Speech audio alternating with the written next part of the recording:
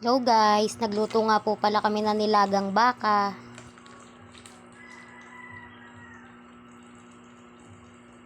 Dito nga lang po pala namin nabili yan sa malapit sa amin.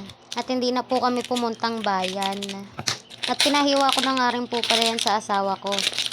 Yung saktong hiwa lang po ang pinagawa ko dyan. Ayan po. At magbabalat na nga rin po pala ako dyan ng sibuyas. Inuna ko na nga rin po pala yan para po masabay na rin po sa pakulo. At ayan, hiniwa ko na rin po dyan.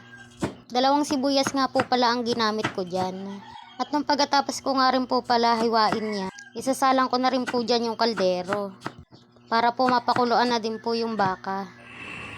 At ayan po, sinaling ko na nga rin po pala dyan yung baka at ilalagay ko na rin po dyan yung sibuyas.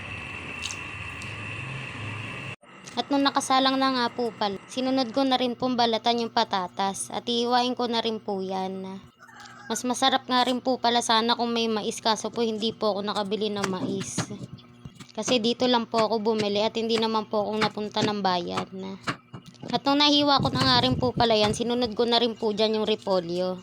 Ayan, tinanggalan ko lang po muna ng medyo konting At tinanggal ko na rin po yung pinakamatigas dyan. At ayan na nga po yung mga nahiwa ko. Nagsalang na nga rin po pala ako dyan ng sinaing.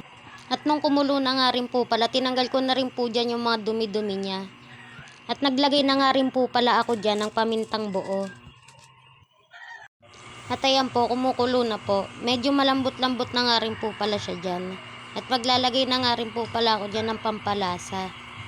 Naglagay nga lang din po pala ako dyan ng asin tsaka po magic sarap. Naglagay na nga rin po pala ako dyan ng konting seasoning.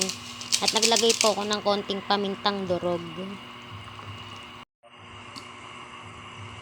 At ayan, okay na nga po pala. Naglagay na nga rin po pala ako dyan ng patatas. Antayin na lang po natin medyo lumambot yung patatas at okay na po yan. At nung lumambot na nga po pala yung patatas, sinunod ko na nga rin po ilagay dyan yung repolyo. At ayan, konting kulo na lang po yan at luto na rin po yan. At ayan po, luto na po yung nilagang baka natin. Maghahain na po pala ako dyan at kakain na rin po kami. Yan po, kain po tayo. Please like, share, and subscribe po. Thank you po.